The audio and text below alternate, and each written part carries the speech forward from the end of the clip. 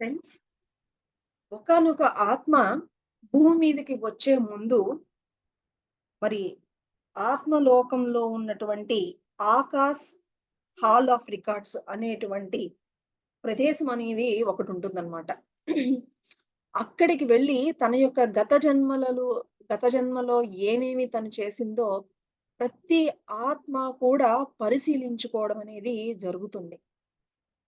అలాగే ప్రతి ఒక్క ఆత్మ అది అంటే ఆత్మలో శైశవాత్మ, యువాత్మ, ప్రౌఢాత్మ, వృద్ధాత్మ ఇలాగ మన మానవ దేహంలో ఎలాగైతే ఒక బాలుడు, యువకుడు, వృద్ధుడు ఎలాగైతే ఉన్నారో, అలాగే ఆత్మ తను తీసుకున్నటువంటి జన్మలను బట్టి అది శైశవాత్మ అంటే అప్పుడే పుట్టినటువంటి ఆత్మ అయితే గనక తన యొక్క మార్గ నిర్దేశకుల నుంచి, గైడ్ మాస్టర్స్ నుంచి సహాయం తీసుకొని తన యొక్క జన్మ ప్రణాళిక ఈ భూమి మీద ఇలా ఉండాలి అని ప్రణాళిక వేసుకొని రావడం జరుగుతుంది.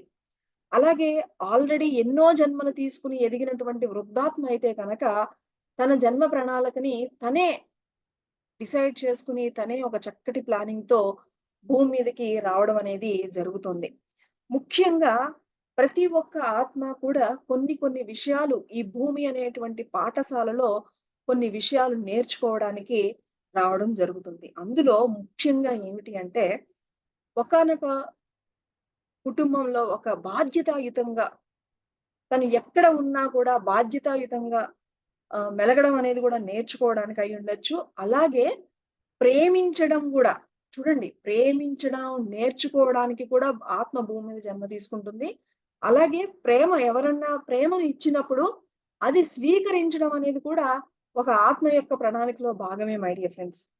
అలాగే మనము గత జన్మల్లో ఎవరికైనా సరే బాధ పెట్టాము అనుకోండి, ఆ బాధ పెట్టిని ఒకళ్ళకి హాని చేశాము అయ్యుంటే గనక, ఆ తప్పుని ఈ జన్మలో సరిదిద్దుకోవడానికి కూడా మరి ఆత్మ జన్మలో తన యొక్క జన్మలో ప్లానింగ్‌లో పెట్టుకుంటుందనమాట.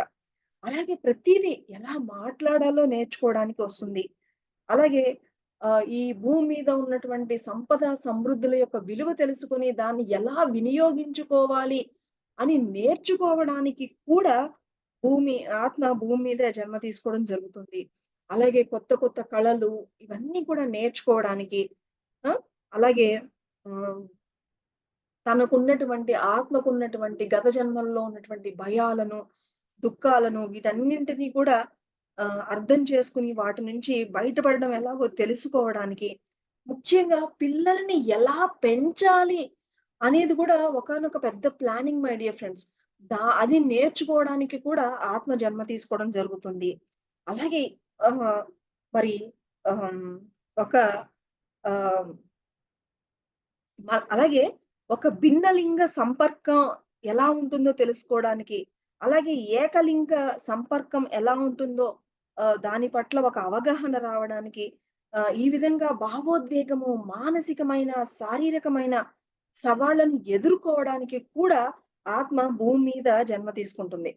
అంతే కాకుండా మరి ఎవరి ఆత్మ తమ యొక్క విశ్వాసాన్ని పెంపొందించుకోవడం కోసము ఇతరుల మీద ఆధారపడకుండా ఇతరులతో ఎలా వ్యవహరించాలి అని తెలుసుకోవడం కోసము, అలాగే అనుభూతి చెందడం ఎలాగా అని తెలుసుకోవడం కోసము, ఇలాగా ఒక్కొక్క ఆత్మ ఒక జన్మ తీసుకునే ముందు ఇలాంటి ఎన్నో లక్ష్యాలను పెట్టుకుని మరి భూమి మీద ఆత్మ జన్మ తీసుకోవడం జరుగుతుంది. సో, ఎవరికి వాళ్ళు చెక్ చేసుకోవాలి. నాకు భయముందా? సో, నేను దీన్ని జయించడానికే ఈ జన్మ తీసుకున్నాను. నాకు అసలు ప్రేమంటే ఏమిటో తెలియట్లేదా? సో, ప్రేమంటే ఎలా ఉంటుందో తెలుసుకోవడానికి నేను ఈ జన్మ తీసుకుంటున్నాను.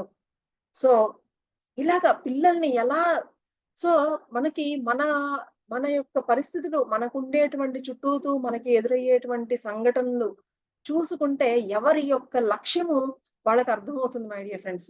ఉదాహరణకి మీకు కోపము, భయము ఏదన్నా చూసినప్పుడు భయము ఏదైనా జరుగుతుంది అంటే, మీ యొక్క ప్రణాళిక ఆ భయం నుంచి బయట పడడమే.